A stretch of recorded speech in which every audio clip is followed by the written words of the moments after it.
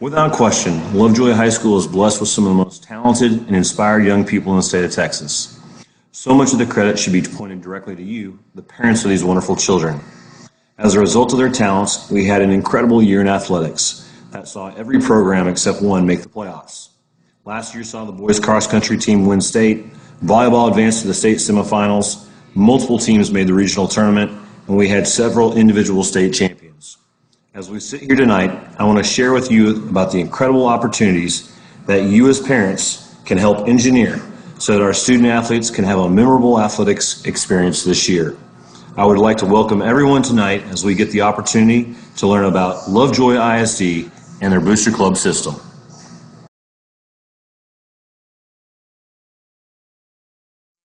I first wanted to introduce myself to those who don't know me.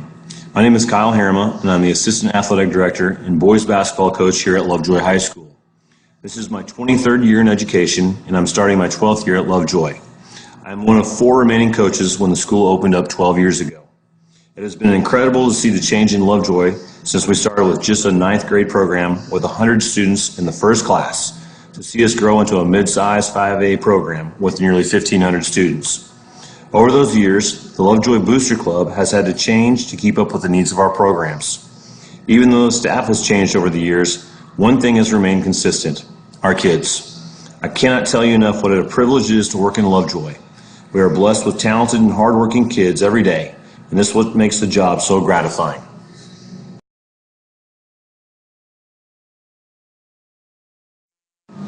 I want to keep everyone on track about the agenda tonight, so here's what we're going to cover. I will say that some of the items you are probably really familiar with, others may be new to you, but regardless of what it is, please don't hesitate to stop and ask questions. We will start by talking about the purpose of booster clubs, look at the structure of the booster club, look at the state mandates from the UIL, examine local policies and fundraisers, talk about the importance of Title IX compliance, and close with some additional thoughts and answer any questions that you might have.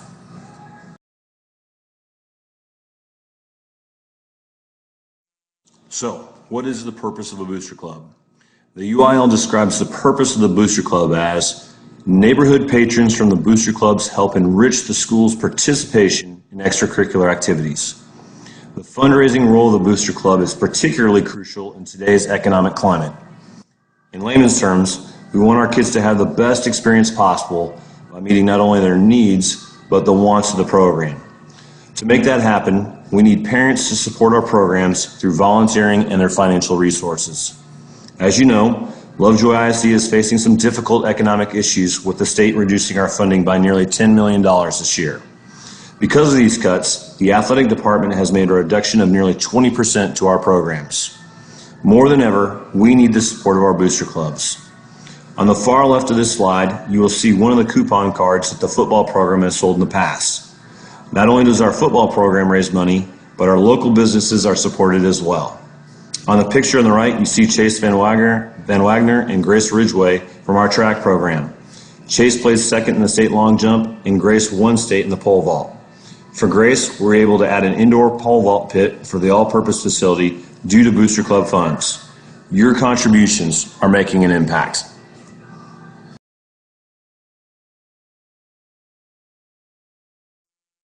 I want to create a visual for you that shows the hierarchy organization that governs our booster clubs. At the very top of the hierarchy is the University Interscholastic League, also known as the UIL. There is no actual oversight by the UIL, but they do set the policies for running of the state booster clubs in Texas. Under the UIL, there are individual schools including Lovejoy ISD. In addition to the state policies mandated by the UIL, our booster clubs must follow our local policies. The umbrella organization for all Lovejoy athletic booster clubs is known as Lovejoy Leopards, Inc., or LLI. Lovejoy has 12 individual booster clubs that fall under that umbrella. These programs include the Diamond Club for baseball, the Fast Break Club for boys basketball, D-Up Club for girls basketball, Lovejoy Track and Field Cross Country Club, the Gridiron Club for football, Lovejoy Golf Boosters, the Upper 90 for boys and girls soccer, Grand Slam Club for softball, Wet Leopards for our swim program, Leopard Aces for tennis, Lojo Volleyball, and the Takedown Club for wrestling.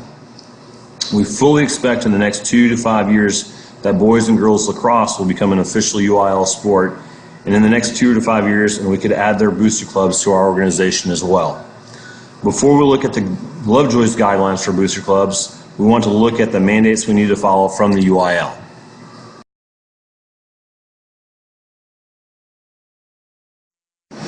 All high school booster clubs in the state of Texas are regulated by the University Interscholastic League, also known as the UIL. The UIL works in conjunction with the state, the Texas Education Agency, or TEA. If you go to the UIL website, you'll see a link for the Constitution and contest rules for Texas high school athletics called Side by Side. Within the Side by Side, there's a section that deals with nothing but the operations of booster clubs. The majority of our local guidelines in Lovejoy derive from this document. I cannot emphasize enough how incredibly important it is that we follow these guidelines. Failure to comply with these regulations could result in the ineligibility of an individual athlete or possibly disqualify one of our teams for participating in postseason play. If you are elected to a booster club office, make sure you and your colleagues are familiar with these guidelines. And if you ever have any questions, please make sure you contact the athletic office for clarification. We have had well-intentioned people make decisions that potentially could negatively impact our kids, so please make sure you check.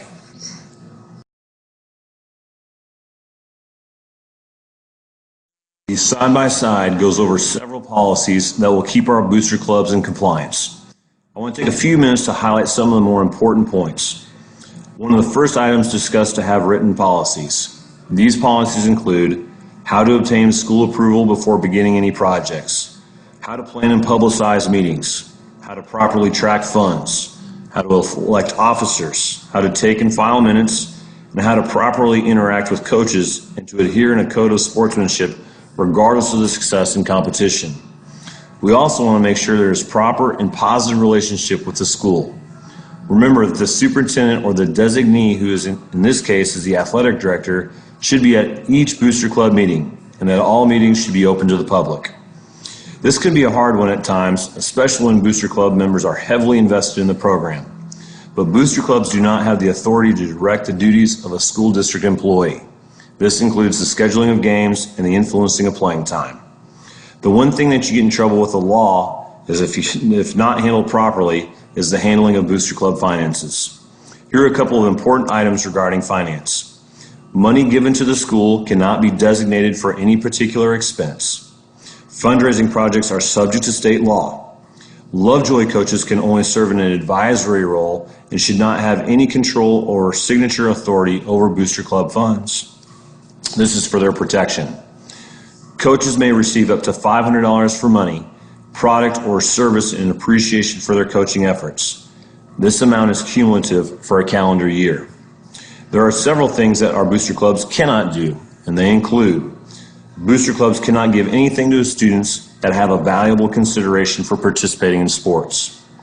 Check with an administrator before giving anything out to a student athlete. The penalty to the student athlete is the forfeiture of varsity eligibility for 1 calendar year from the date of the violation. You cannot give anything to a student athlete that is not offered to the entire student body. The exception is that student athletes are allowed small goodie bags that contain candy, cookies, or other items that have no intrinsic or valuable consideration. Players can also attend team dinners at no charge, and each team is allowed a preseason team meal and an end-of-season banquet. Also, a reminder, booster funds cannot be used to support athletic camps, clinics, private instruction, or any activity outside of school. As an example, the booster club cannot pay for the basketball team to play in a summer league.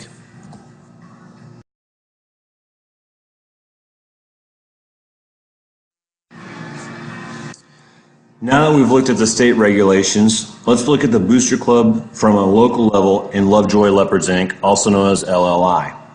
Our purpose is the same as what the UIL recommends, but we also want to promote school spirit and cooperation between our athletic programs, our parents, while raising money to assist our athletic programs. LLI has a 501c3 tax-exempt status with the IRS.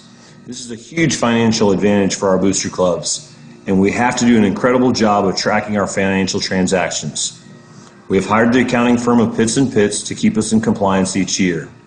For any booster club that is out of compliance, this could lead them from being removed from LLI. We do not want to ruin this opportunity because of one or two individual programs. So please make sure your treasurers are using the approved financial software and keep accurate records of our financials. The LLI board will come from officers of the individual booster clubs. We used to have it that it needed to be the president of each booster club, but those roles have grown so large that we do not want to add to their responsibilities. The board is made up of a president, first vice president, second vice president, treasurer, secretary, and a sponsorship chair. Each officer's term is for 1 calendar year, and there's no limit to the number of years you can serve on the board as long as you are a board member of one of the individual booster clubs. Elections for the board take place each May. 10% of all booster club dues collected by the individual booster clubs are donated to LLI. Also, LLI has 2 fundraisers each year, with the golf tournament in the fall and the Lovejoy Country Run 5K in the spring. With this model, LLI can financially support smaller booster clubs if they have a financial need, or they can pool funds for larger capital projects.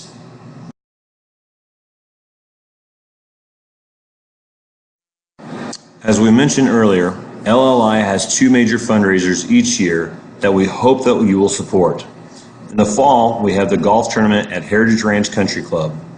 Player registration is $150 per individual, and there are 4 different sponsorship levels that range from $500 to $5,000. A big seller is always the super tickets that allow for mulligans. This year's tournament is October the 3rd. The event sells out each year, so make sure you grab a brochure on the way out this evening. Our big community event each spring is the Lovejoy Country Run 5K. The race has had as many as 500 runners in the past.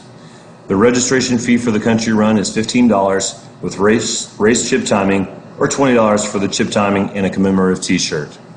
In addition, there are different sponsorship opportunities for the race t-shirt and signage on the course. Both the events generate large sums of money, and all the money goes back into our athletic programs.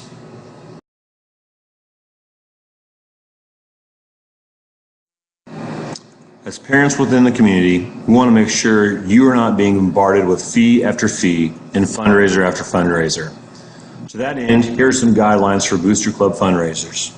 The first thing we want the Booster Club to do is to get approval from the athletic director before the actual fundraiser. We do so for 2 reasons. 1, we want to make sure the fundraiser is legal. 2, we want to make sure not all programs are fundraising at the same time. Each Booster Club will be limited to 2 fundraisers a year. The exception to this rule is that any booster club can perform work to earn money. Examples would be able to work the concession stands, or direct traffic for football games, or serve as bellhops at the local Sonic restaurant. Please also realize, because of 501c3 regulations, that your fundraiser can only have 1 date a year where you cannot charge tax to your buyers. This means the timing of your fundraiser is very important. I would also urge you to closely investigate the programs that you want to sign up to fundraise with. Make sure the company is reputable and ask for a reference to see if what they are offering is legitimate. Many programs are using a fundraiser called SNAP, where the kids make calls to family members in the local communities seeking donations. This is a highly organized group, and they are very successful. Just know they're going to take 30% of your proceeds. We had a program that generated over $10,000 in donations last year with SNAP, but they gave away $3,000. Make sure this is something that you're comfortable with as a group. Money earned from media guide ads and banners do not count as a fundraiser. Spiritware. Make sure you use one of the 2 approved logos when purchasing Spiritware. The double L logo with the red and black color scheme, or the State of Texas double L logo are both acceptable. You may customize your Spiritware by including sport-specific lettering or groups to these logos. Tax write-offs. We come across this question each year, but participating in a Booster Club fundraiser does count as a tax write-off. The treasurer of each program has a copy of the donation form that they can complete and return to the individual who's donating the money. Just as a reminder, per our guidelines, students cannot earn financial incentives for selling items, as this could affect their eligibility. As an example, if your son sells 20 coupon cards, you can't receive a financial incentive like $20 cash in return.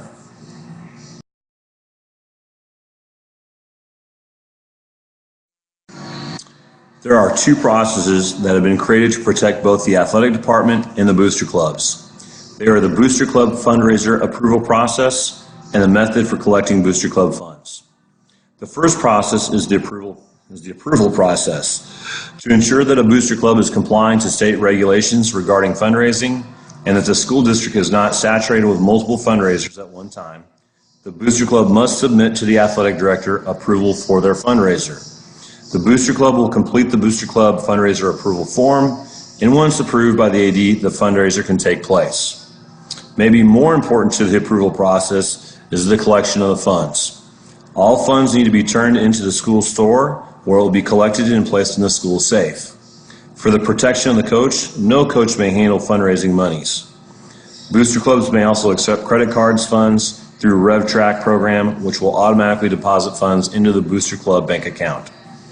To pick up money that has been collected, 2 booster club officers must come up to the school and verify the amount collected and fill out a booster club fundraising collection form that is provided by the school store representative. The funds that are submitted to the school store must match up with the bank receipts, which will take place at the yearly audit.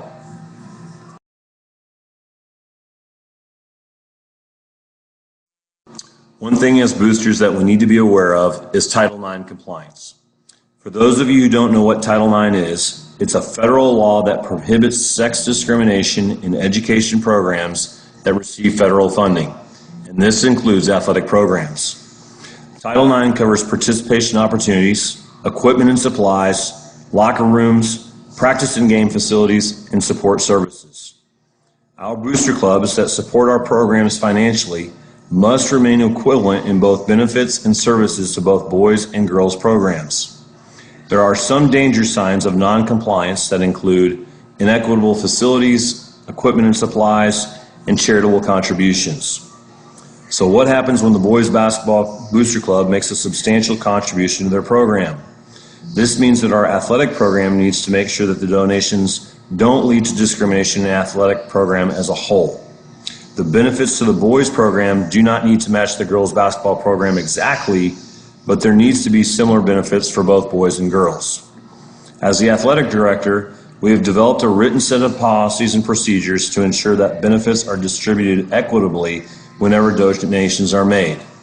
In some cases, when there's a sizable donation, the one program may need to donate part of the proceeds to the other program to stay within Title IX compliance. This is also part of the reason why fundraisers need to be cleared through the athletic office.